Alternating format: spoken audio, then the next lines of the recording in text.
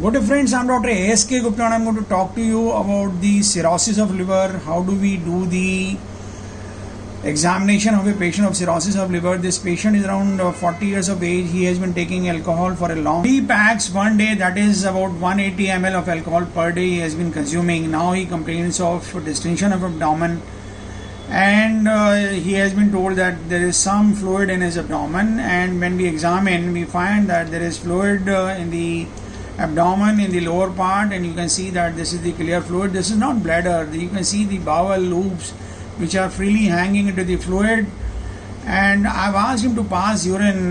This is despite looking like a shape of the bladder, and if I show you the liver, you can see that there is some fluid on the superior margin of the liver over here, which signifies that this patient is having ascites. Now, how do we assess whether this ascites is because of cirrhosis of liver or there are some other causes?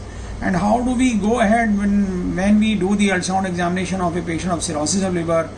How do we find the velocity of the portal vein, and how do we see for the resistive index of the hepatic artery? You can see that the whole liver is coarse in echo texture. You can see small nodules over there, but these are not nodules. These are basically the biliary tracts or the biliary canaliculi, which are hyperechoic in nature, but the whole liver as such is coarse in echo texture. You can see that this whole liver is coarse in echo texture. This is the hepatic vein, which is small in size. It is thin in size. It is not blocked. In case of Budd-Chiari syndrome, we may not be able to see the hepatic veins at all. This is one hepatic vein and this is another hepatic vein. You can see that this is the portal vein, and just above the portal vein you see the common bile duct, and the portal vein appears to be dilated. When we try to measure the portal vein, we found that the portal vein is 15 millimeters in this area and is about 12.5 millimeters in this area. When the portal vein is more than 10 millimeters in size, it is taken as dilated. It is suggestive that this portal vein is dilated, which suggests that the patient is having portal hypertension.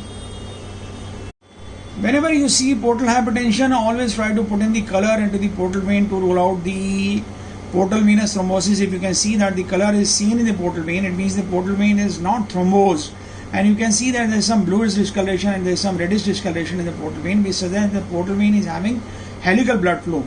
Normally the portal vein flow is helical in nature. In case the portal pressure increases, the portal venous flow might become centrifugal in nature. Normally the portal venous flow is such that the portal vein goes from the intestines to the liver, but when the portal venous pressure is very high, the blood may start getting reversed from the liver into the intestinal tract, and the portal venous flow may become centrifugal. Normally the portal venous flow is helical in nature and it is centripetal, that is towards the liver.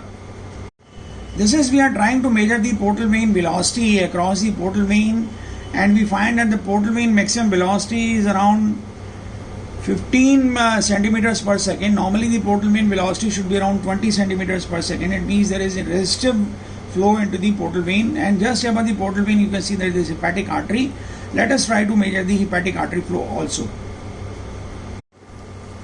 How do we locate the hepatic artery? Once you are looking at the portal vein, you can see that when I turn my probe at the right angle, I see the cross section of the portal vein, and on the right hand side I see a structure showing the aliasing, and this is the hepatic artery.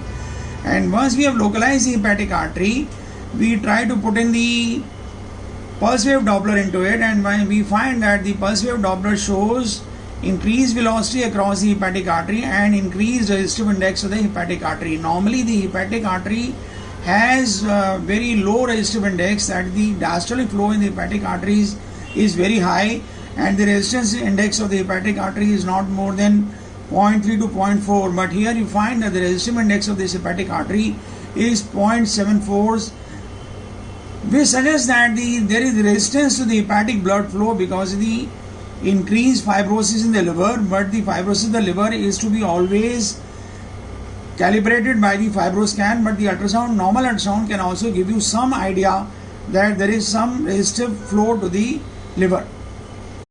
Whenever you are looking for the portal vein, you always look for the spleen. You measure the size of the spleen. Here the size of the spleen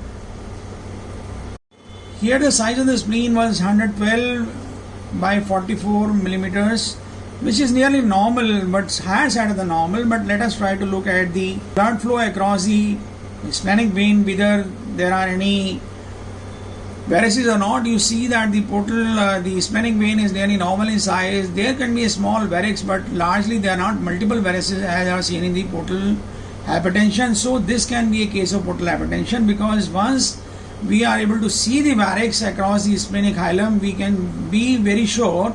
But in case the varix is not seen, one may not be sure, but the portal hypertension may still exist. We should try to look for the portocaval anastomosis at the other sides also. You can see that this is the gallbladder and this is the ligamentum teres. You can see this is the ligamentum teres, and sometimes the vein may open into the ligamentum teres, which is the umbilical vein, which generally gets collapsed and fibrosed and forms the ligamentum teres. But the vein does not appear to have opened over here, because it's an early case, and such opening of the umbilical vein into the ligamentum teres is a late finding. When you are trying to look for the varices, always try to look for the varix, esophageal varices also. Esophageal varices are seen in the epigastrium. You keep your probe vertically, and if the varices are present, they can be seen at the inferior margin of the liver. In the epigastrium, the blood flow can be seen over there. Normally there are no blood flows over there. Another feature that you can see over here is that not only the portal vein is dilated, but the liver margin, the upper margin of the liver is rounded in shape. If you find that the upper and the lower margin of the liver are rounded in shape, and the inferior surface of the liver shows undulation, at times the upper surface of the liver may also show undulations, which are not seen over here, but the rounding of the margin of the liver is definitely well seen, which again suggests that we are dealing with cirrhosis of liver. So what are the features which are suggestive of cirrhosis of liver? The liver architecture is coarse, the liver margins are rounded, and the portal vein is dilated, and there is ascites, and the splenic size is on the higher side of the normal. There are no splenic varices. All these features may suggest that this patient may be having portal hypertension, particularly the increased resistive index of the hepatic artery and the decreased flow velocity across the portal vein. All these things may indicate towards the presence of portal hypertension. Now we should try to aspirate this fluid and see if we can find whether it is exudative or transudative in nature. And because this fluid is present in the suprapubic region and not much fluid is seen in the flanks, so it will not be possible to tap it from the flanks.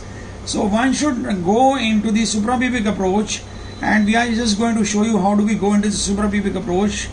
While keeping your probe transverse on the suprapubic region, try to mark with a ballpoint pen so that it does not get rubbed off. And once you have marked it, ask the patient not to change the position and clean and drape the patient.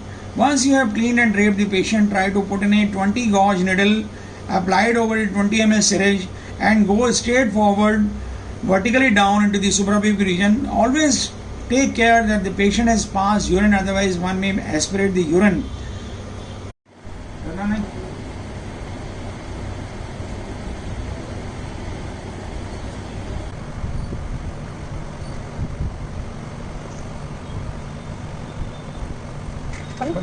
I hope we have been able to demonstrate how do we do the ultrasound in case of cirrhosis of liver, how do we elicit the various findings. In our channel there are a number of videos on the cirrhosis. All the features of cirrhosis may not be apparent in all the cases, and different cases may show different findings. In case you like our video, please subscribe to our channel. Do not forget to press the like button and share the video among your friends so that large number of people can be benefited. Thank you very much.